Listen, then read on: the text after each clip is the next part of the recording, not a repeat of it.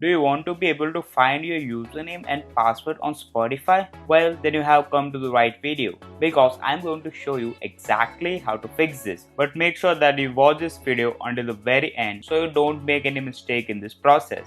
So what I'm going to do first is to go into Spotify on my web browser and log in to my Spotify account. So what I'm going to do first is to click on my profile, the Spotify name right here as you can see. Click here and then click on account, and then you should actually be taken to this page right here. In here, I am just going to scroll down because you are able to view your username, and also second, the username you can use as well is actually your email address on Spotify, just so you know. But if you actually would like to view your password, well, you can click right here where it says edit profile as an example, and here you can see that actually the password is here, but you are not able to see the kind of password you actually have.